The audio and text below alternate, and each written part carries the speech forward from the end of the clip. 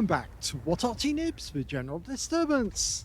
This is the GW Panther, the Tier 7 German SPG. This one's located on the north spawn of Prokhorovka, and it's under the command of Whiskey Wobbler. Now, this is probably one of the best games he's had in the GW Panther, so let's start the game.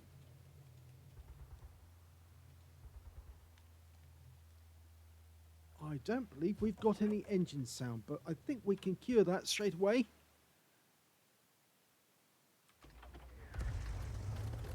That's better. Sorry about that. Game on. Yes, we're still getting those problems with the program. Unfortunately, Wargaming hasn't been able to fix it, but it's only in the replays, so we can use the correct buttons to actually get the sound back. Okay, GW Panther, never actually put into production, but it would have been. It's a Panther hull with a 15cm howitzer, and it would have been the replacement for the Hummel. In fact, it probably would have ended up with an insect name as well, given that the Hummel is a bumblebee. But, well, we'll never know, because it just never got agreed. He started the game looking down range because the enemies come up to the center line. AMX M451 rounds out. And he gets a hit with his first shot, 221. He's got a 15cm howitzer capable of 600 alpha, penetrating 39mm of armor. Standard reload is 25.89 seconds. And Whiskey Wobbler's got a reload time of just over 20 seconds, I think. Yeah, 21.92. Rounds out. Oh my gum, he just got a kill. Would you believe that? The game's only been going 1 minute 20 seconds and he's wiped out an Emil with a blind shot. Okay, we lost sight of the IS. That's quite a turnaround, right? Start of the game and he takes a kill. I think somebody had hit the Emil 1 before he did, but it is very, very impressive to take out an enemy tank that quickly into the game. Okay, so got some enemy tanks on the reverse slope of the hill. A CS-53, but he's not alone, he's got company. Rounds out. He pulls back, but he did get stunned. Chart Future 4 is his teammate, and they're under serious fire now. The Char Future 4 goes down straight away to the TNHT Viz 51. And the enemy has a BZ-176 the other side of the railway line. He just blew his 16cm wad. And we're now looking at him trying to get a dial in. Oh! Unfortunately, it landed behind him. Only 12 hit points of splash. But that CS-53 is still dangerous to our teammates. And the list goes down, unfortunately. We've got tanks up on top of the hill, but the list didn't get any assistance. Oh, but he did get a direct hit there on that CS-53. A blind hit. And the BZ-176 is now trying to make a dash over to help the CS-53. Even using his rockets to get over there quickly enough. But I think he's taking damage as he goes. Rounds out. Oh, that was very close. Right next door to him. A bit of splash. He only picked up 40 hit points off that one. But it was a hit and he will be stunned. Okay, looking towards the center line. We can see that AMX M451 again. He's almost loaded. Whiskey Wobbler firing another one at the 51. And gets another direct hit. He's getting blind hits all over the place here. And that IS is a one-shot. Just turned the wreck of the Emil. We're almost loaded. That could become his second kill if he can get this one out in time. Line it up. That looks about right. Just trying to make it settle. Rounds out. This looks good. Oh, yes! He's got another one! This time round, the IS dies to his gun. 91 hit points, but it is a kill. The enemy just lost their CS-53, and we're looking at the rear of BZ-176. And he expires because he's taken out by our Char Future 4. So it's a good game so far because they're 4 tanks up on the enemy team. And Whiskey Wobbler's got half of that score. Well, half of the difference anyway. Rounds out in the AMX 51 rather. I think the round actually hit the wreck just ahead.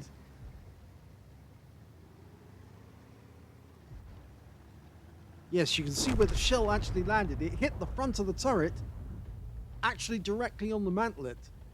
That yellow mark, that's where the round hit. Probably took out the coaxial gun. He fires another one in. Unfortunately, it's just a fraction too late. Now, it is actually quite an unusual position to take, sitting up on the embankment of a railway line, because it makes you kind of prominent for everyone. But of course, you have to get within range to actually see him. If the enemy did make a charge forward, they'd spot him straight away. But at the moment, he's perfectly safe. Unless, of course, the enemy Arty also looks in the same direction. So far, the enemy Arty, which is also a GW Panther, hasn't looked this way. That shell landed short. Panther M10. Just waiting for the reload to go through. He's spotted another enemy. Oh, it's the same one he's fired at before. The AMX M451. But he's got much fewer hit points this time round. Normally on moments like this, I would fire speculatively just to see if I can hit the guy, because he's probably still in the vicinity. But no, he's decided to hold on to the ammo and go for that Panther M10. Rounds out. It lands short again. Switches to battle assistant mode just to have a quick look. And there he is. He's still in the bowl. You can't see that from the God mode, the standard strategic mode. You can certainly see it when you look in battle assistant. You can see it's kind of bowl feature. Rounds out. Well, splashed him for 109. That's a good shot.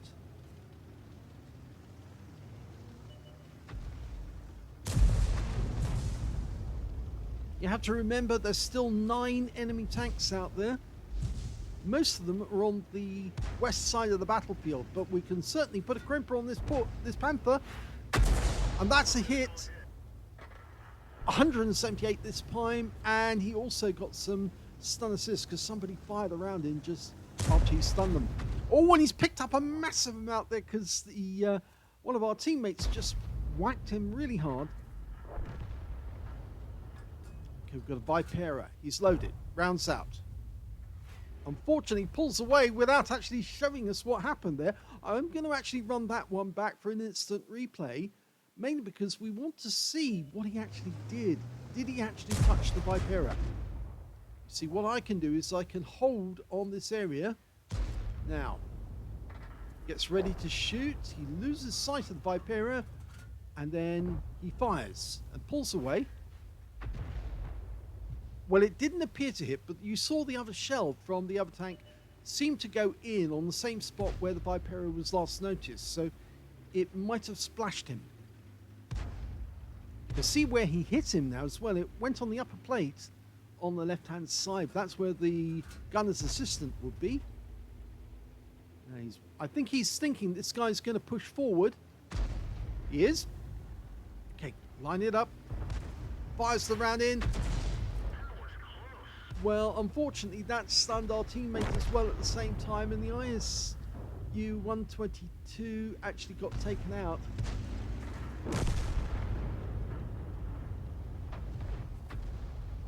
Okay, Object 704 is on fire. He's burning. Work out where he's going. Rounds out. That's a direct hit. So it looks like the enemy strength is definitely on the other side of the battlefield, and they've managed to make it as far north of the bowl. In fact, now they're going after the other ISU-122, and now he is in danger of actually being spotted by the enemy, but he's still going for that Panther M10. He's a one-shot. Oh, and the shell goes to the left, so unfortunately that one didn't work out. We don't have to worry about the VK3002D, the one who's going after our ISU-122, because he's been taken out. But we might be getting a second chance at that Panther M10. Can't see him now, but nope, he's decided not to do that. He's going after the AMX M451. You need to lead the target if they are moving.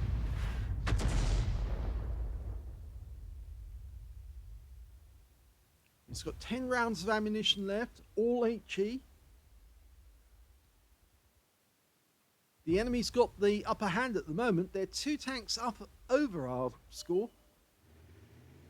2 tank advantage. There's the Panther M10. Now he can change that 2 tank advantage very quickly with 1 round.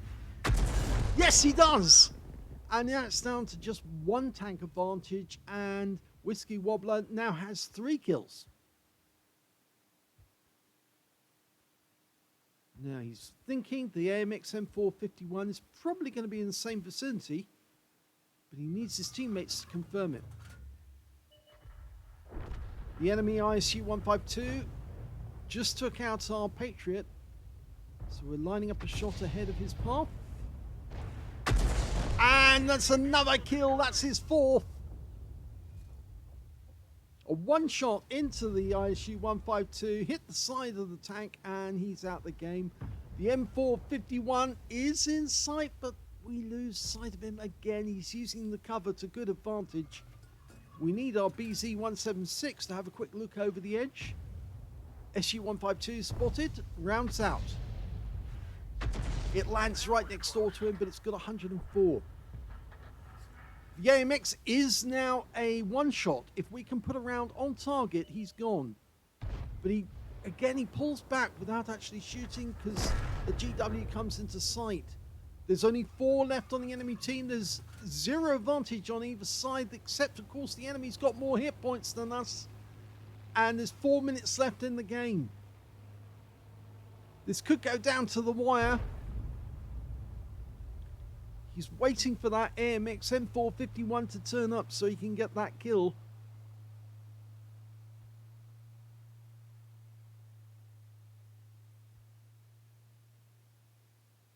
Unfortunately, I think our teammates are actually rather reluctant to move closer to the enemy. I think our BZ-176 just took a hit from one of the enemy tanks as well. It seemed that way. He's trying to pop up over the railway line, or at least get his turret above the railway line so we can actually see what's actually going on, but they're not spotting any enemy tanks for us at the moment. At moments like this, I'd say get close, because we're running out of time. It's coming up to 3 minutes now, and it would be a good idea, maybe for Whiskey Wobbler, to move a little closer to the enemy on the east side of the map, east side of the railway line. He'll be safe there.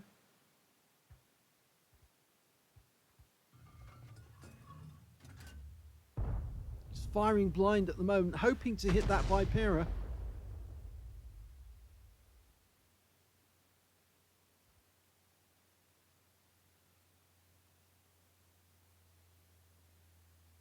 BZ-176 repositioning to the other side of the village. I think he's going to try and use the gun depression on the BZ to put his turret above the ridgeline so he can spot where the enemy is without actually getting damaged, because of course the turret of a BZ-176 is actually quite strong.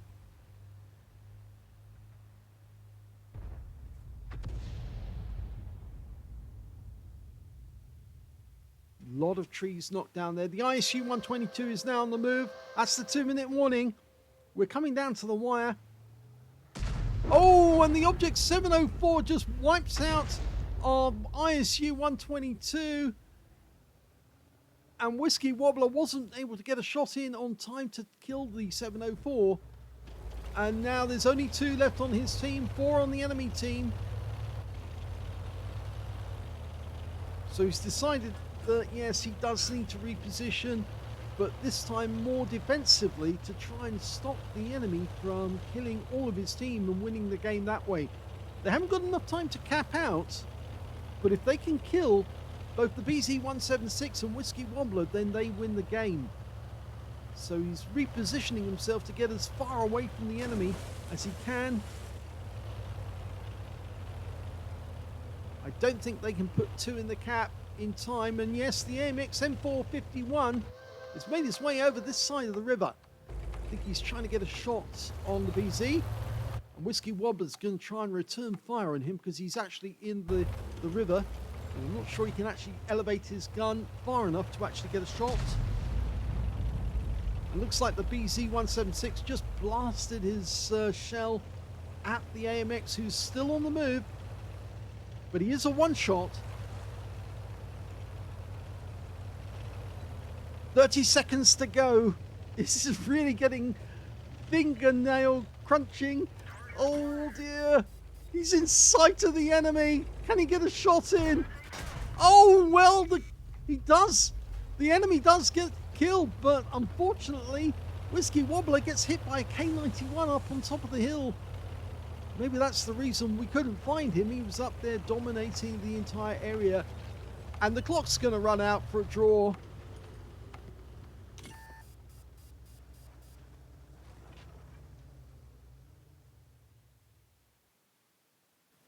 Here's the end of battle stats, and that was a third-class tanker for Whiskey Wobbler in the GW Panther.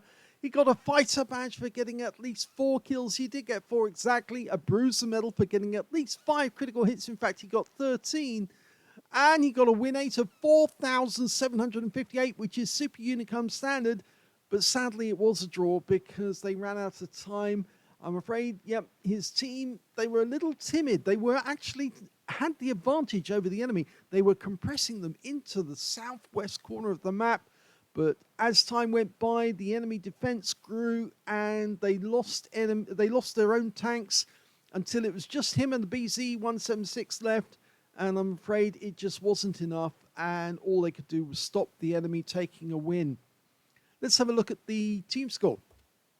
Well, we can see the highest damage in the game actually went to that Object 704. He picked up a high caliber for 4,184 hit points. Second highest damage was the K91 PT, who almost got Whiskey Wobbler. He came charging down the hill afterwards after him, but unfortunately it was just too late, and Whiskey Wobbler was able to defend himself. In fact, he would have been able to shotgun that K91 if he'd actually come a little closer before the clock ran out. 2,996 hit points to him. The third highest damage went to the AMX M451, who was trying to take on the BZ176, but he got wiped out just at the last minute. He picked up a Confederate in that game. And the fourth highest on damage, well, that turns out to be Whiskey Wobbler, who managed to get 2,798, turned out to be the highest scorer on his own team. When it came to kills, he actually had the joint lead in that game with 4 kills. So did the Object 704 on the enemy team. The K91 PT picked up 3 kills, and the ISU 122S, the premium tank, managed to get 2 kills. When it came to base XP, it was actually Whiskey Wobbler who did the best. Yes, he got the highest with 682. The second highest being that Panther M10, who was spotting a lot. He got 676. I think we can see how much he was spotting. Look, 3,437 spotting. That's why he got such a high base XP. And the third highest in this game turned out to be the AMX M451, who was desperate to take down that BZ176 right at the end of the game. So let's have a look at detail. 26 shots fired. You only get 30 rounds of ammunition in the GW Panther, so he was certainly burning through the ammo and doing his best to score for his teammates, but unfortunately they weren't helping him much. 10 enemy vehicles were actually hit with a direct hit. That's good percentage. And 1 was penetrated and 19 splash. Now, I'm actually curious as to which one he did penetrate, but I think this will actually tell us. There you go. It's the Emil 1, the tank he hit right at the start of the game. The shell must have gone straight through the side of the turret, and that's how he managed to wipe him out with that one shot. 594 hit points. That's a penetrating round, but it's a low roll, but that's all he had left in the way of hit points at the time. But it must have been incredibly satisfying as well to see an Emil 1 go down so quickly into the battle. 1 minute 20 seconds into the battle, and he takes a heavy tank kill. That that takes some doing. Let's go back to detail. He also got 19 splashes in the game, 2,798 hit points, all of it at more than 300 meters. He did receive one hit, that was the K91 PT. He didn't know the guy was there. He had absolutely no idea. The guy was sitting up there on top of the hill, and I suppose he was their safety card, yes, or their safety man, because even if they had managed to kill all the tanks that were down on the plane, they hadn't checked the hill, and that's where the last remaining enemy tank would have been found. And yes, too late for the battle countdown, I think. 10 enemy vehicles were damaged, 4 were killed. He did 1,072 hit points of stun assist off 16 stuns. On a premium count, he earned 42,576 credits, 19,159 credits for holiday ops, 61,735 credits altogether, and after repair and ammunition resupply took away 29,457 credits profit. 1,023 XP for the battle, 460 for holiday ops, and 1,483 experience points altogether. He worked really hard in that game to try and get that win, and absolutely pulled out a lot of good results. I would say that, though, the one thing I would comment on to sort of like suggest is that sometimes you ought to consider taking the shot. If the enemy tank is still in the area and you suddenly lose sight of it, then you could have taken a few shots which might have actually connected with the enemy tank, because it's more than likely he was still there. And if you had connected with him, I think you might have actually got a kill or two. You certainly did with the Emil 1, so it worked out with him. And I think sometimes you have to just take that chance that the enemy tank you're aiming at and taking so care and aiming on, even if you lose sight of him, he's more than likely still there, and get a shot in, a blind shot, just in case he's still in the frame. So I hope you enjoyed that replay. It was a long battle, but it was very interesting.